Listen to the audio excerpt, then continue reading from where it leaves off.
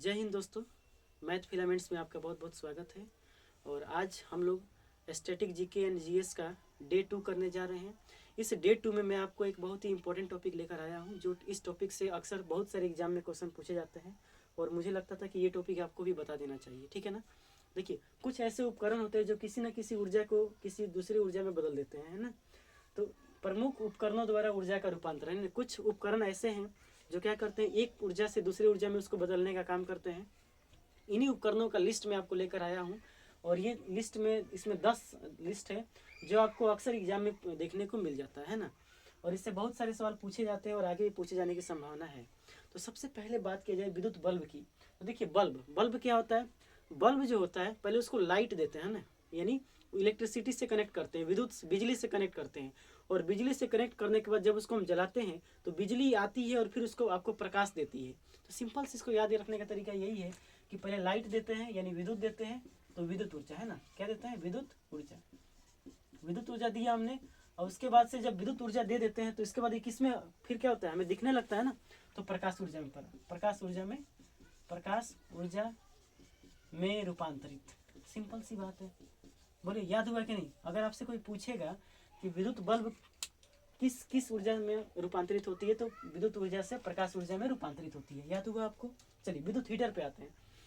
Heater में क्या होता होगा, जब कोई विद्युत हीटर होता है तो उसमें हम लोग पहले लाइट से उसको कनेक्ट करते हैं, यानी बिजली से कनेक्ट करते हैं। बिजली से जब कनेक्ट कर देते हैं तो वहाँ से वो हीट पैदा करता है ना, उष्मा देता है। तो उष्मा से हम लोग क्या करते हैं, पानी गर्म कर लेते हैं या जो भी आप काम करना होता है कर लेते हैं, आग ताप लेते हैं, है ना। ठंडी के दिन में आग तापते हैं ना।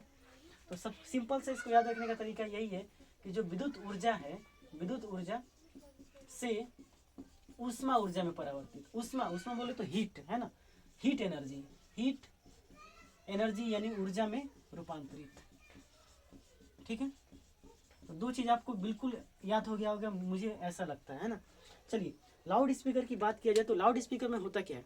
लाउड स्पीकर का यही यूज होता है, जैसे मान लीजिए हमें 5 आदमी को कुछ बोलना है, संबोधित करना है, तो वहाँ पे तो हम बोल देंगे, मेरे आवाज़ का डेसिबल वहाँ तक काम करेगा। लेकिन अगर हमें बहुत ज़्यादा सभा को संबोधित करना है और बहुत सारे लोग वहाँ पे हैं, तो वहाँ पे हमको संबोधित करने के लिए बहुत सारे लोगों तक अपने आवाज़ को पहुँचाने के लिए हमें एक आवाज़ को मतलब कि उसकी फ्रिक्वेंसी बढ़ानी पड़ती है, सॉरी एम्पलीट्यूड बढ़ाना पड़ता है ना। आवाज़ को थोड़ा सा लाउड करना पड़ता है, तेज करना पड़ता है। तो उस केस में हम लोग लाउड स्पीकर का यूज करते हैं, है ना। तो जो लाउड स्पीकर होता है एक्चुअली में इसमें हम लोग पहले बिजली देते हैं, तो बिजली देने के बाद वहाँ से विद्युत ऊर्जा और फिर विद्युत ऊर्जा से ये बदल जाता है ध्वनि ऊर्जा में, है ना। ध्वनि को ये क्या कर देता है, तेज कर देता है, तो ध्वनि ऊर्जा में रूपांतरित। ठीक है, समझ में आ गया होगा आपको बिल्कुल ये। चलिए विद्युत मोटर की बात करते हैं। तो विद्युत मोटर में एक्चुअली होता क्या है, विद्युत मोटर का हम लोग प्रयोग करते हैं पानी को एक जगह से दूसरी जगह तक ले जाने के लिए, है ना। तो उसमें पहले तो हम लोग बिजली देते हैं, है ना, बिजली से कनेक्ट करते हैं, तो विद्युत ऊर्जा है ना, बिजली से क्या करते हैं, कनेक्ट।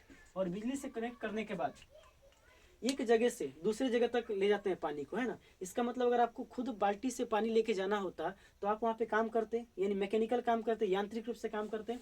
पानी को आप बाल्टी से ले जाके एक जगह से दूसरी जगह लेके जाते हैं, लेकिन वही काम विद्युत मोटर कर देता है। इसका मतलब जो काम आदमी को करना था उस काम को विद्युत मोटर ने कर दिया, तो उसको बोलते हैं मैकेनिकल एनर्जी, यानी कहा जाए तो यांत्रिक ऊर्जा। क्या कहा जाता है, यांत्रिक ऊर्जा। इंग्लिश से बोलते हैं मैकेनिकल एनर्जी, मैकेनिकल एनर्जी। ठीक है, बिल्कुल आपको समझ में आया होगा। डायनोमो की बात करते हैं। तो डायनोमो में होता क्या है एक्चुअली में, डायनोमो जो होता है ये यांत्रिक ऊर्जा को विद्युत ऊर्जा में बदल देता है ना। क्या कर देता है, यांत्रिक ऊर्जा को विद्युत ऊर्जा में बदल देता है, विद्युत ऊर्जा। ठीक है, यांत्रिक ऊर्जा से किस में बदल जाएगा, विद्युत ऊर्जा में, है ना। बात समझ में आया आपको। चलिए मोमबत्ती की बात करते हैं। जब भी मोमबत्ती जलती है तो वहाँ पे मोमबत्ती रासायनिक ऊर्जा के द्वारा जलती है ना। किसके द्वारा जलती है, रासायनिक ऊर्जा, है ना, रासायनिक ऊर्जा।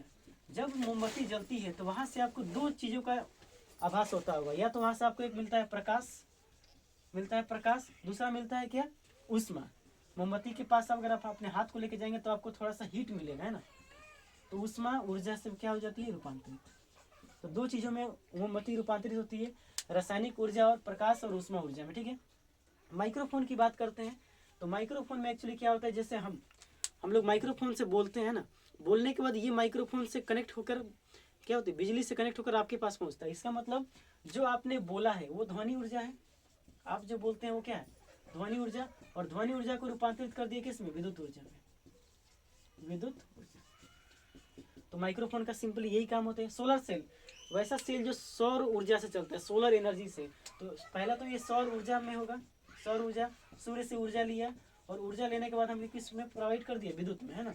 इससे हम लोग क्या कर सकते हैं, टीवी चला देते हैं, लाइट जला लेते हैं, बल्ब जला लेते हैं, तो विद्युत ऊर्जा में क्या हो गया, रूपांतरित हो गया। ठीक है, विद्युत सेल की बात किया जाए, विद्युत सेल तो ये करता है रासायनिक ऊर्जा से, रासायनिक ऊर्जा को, रासायनिक ऊर्जा को, रासायनिक ऊर्जा है ना, रासायनिक ऊर्जा को विद्युत ऊर्जा में।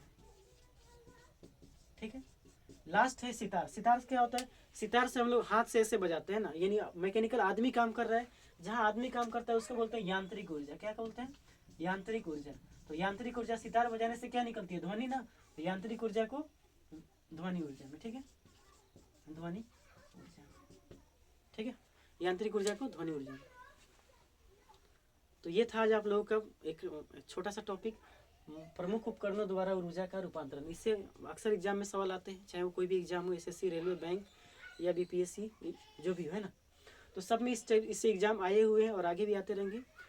उम्मीद करता हूँ कि ये वाला लेक्चर आपको अच्छा लगा होगा। तो अच्छा लगा है तो लाइक कीजिए, सब्सक्राइब कीजिए और अपने ज़रूरतमंद लोगों तक पहुँचाइए। ठीक है, मिलेंगे अगले वीडियो में एक नए कंटेंट के साथ, तब तक के लिए जय हिंद।